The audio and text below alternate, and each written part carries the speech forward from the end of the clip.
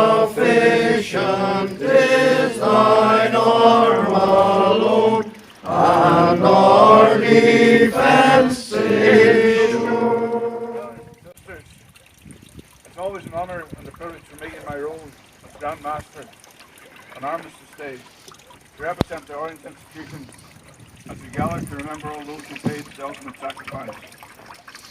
Due to ongoing redevelopment work at Schomberg House, we find ourselves at a new location today, though just as poignant. I pay tribute to the Theobald Memorial Lodge for their foresight in organising and maintaining our traditional remembrance service here in East Belfast. This year is particularly significant as we mark the centenary of the outbreak of the First World War. A century later, we quite rightly remember all those who served and those who made the supreme sacrifice on the front line. We think particularly of those in the 36th Ulster Division, as well as the 10th, 11th and 16th Irish Divisions, and reflect on the many tens of thousands of members of the Orient Institution worldwide who bravely enlisted at that time. We recall the courage and fearlessness of those who fought at the Somme and other battlefields, many who took their orange ritual and tradition with them to the trenches, some even wearing their sashes as they went over the top to face the enemy. They did so alongside fellow soldiers from the Roman Catholic and nationalist traditions, whose valour was equal to that of their Protestant peers, and we rightly acknowledge the joint and unified gallantry today in our commemorations. We also remember the fallen of the Second World War and more recent conflicts in Iraq and Afghanistan, who have died many thousands of miles away from home. We particularly at this time think of the families of the 453 servicemen and women from across the United Kingdom who paid the ultimate sacrifice during the Afghan conflict against the Taliban.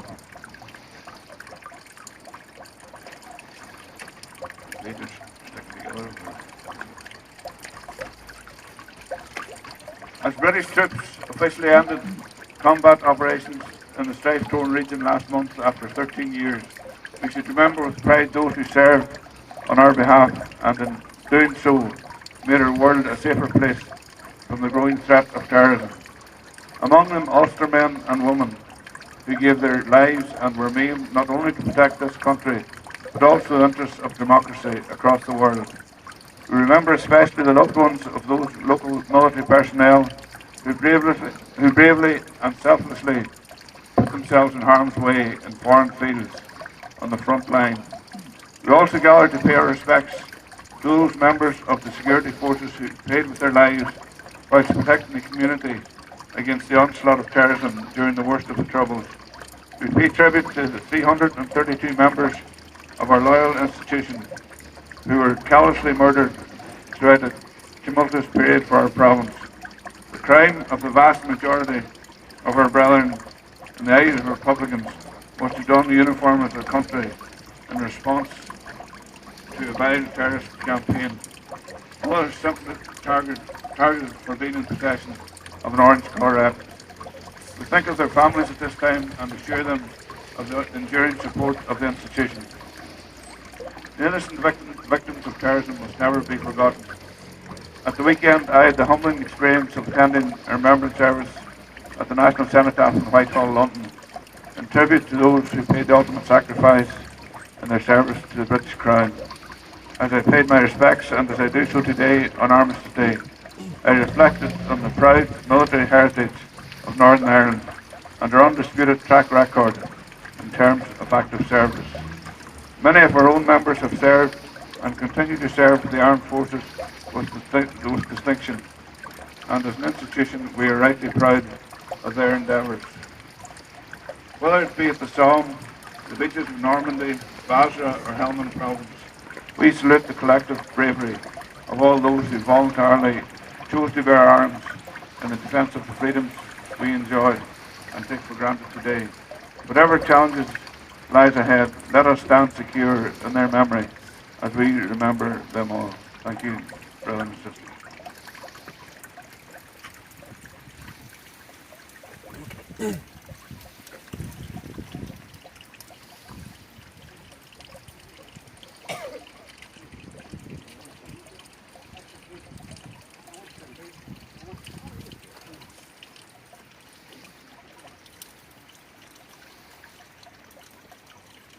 gather here today to remember with humble pride and gratitude those who laid down their lives in the First World War, of which this year marks the centenary, the landing at Dunkirk on D-Day this year as well, and all those who have made the supreme sacrifice in theatres of conflict around the world, and not least in our own province.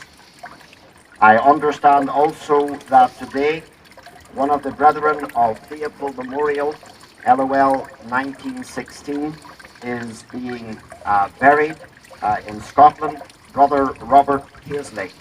In fact, his funeral, I understand, is taking place at 11 o'clock today. So our thoughts and prayers are with his loved ones and all who mourn his passing. Jesus said, "Greater love hath no man than this, that a man lay down his life for his friends." Let's bow together for a moment of prayer. Have I spoken unto you, that my joy might remain in you, and that your joy might be full. This is my commandment, that ye love one another as I have loved you. Greater love hath no man than this, that a man lay down his life for his friends. Ye are my friends, if ye do whatsoever I command you. Amen, and may God add his blessing to this reading from his precious word.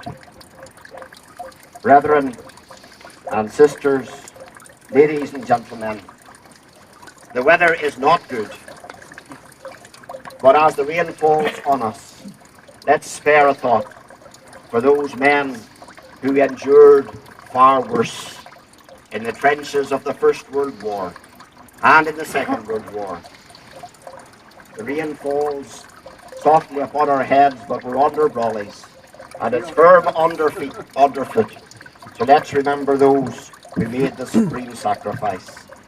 The love that never falters, the love that pays the price, the love that makes undaunted the final sacrifice. Before the living God, let us call to remembrance those who, for the sake of peace, made war, those who forsook all at the call to serve, the soldiers, sailors, and airmen of the First and Second World Wars and other conflicts since then, who went forth and returned no more. The ministers of health and healing, chaplains, doctors, and nurses, who saved others but not themselves. The members of the British Army, Territorial Army, Ulster Special Constabulary, Ulster Defence Regiment, Royal Irish Regiment, Royal Ulster Constabulary, and the Police Service of Northern Ireland, who have made the supreme sacrifice in our own province. The members of the Northern Ireland Fire and Rescue Service, Prison Service, and other emergency services, who also laid down their lives. The members of the 36th Ulster Division, and those also whose names are written deep in our own hearts, who have died in the faith of Christ, and are now more than conquerors before the throne of God. On this day, let us remember them.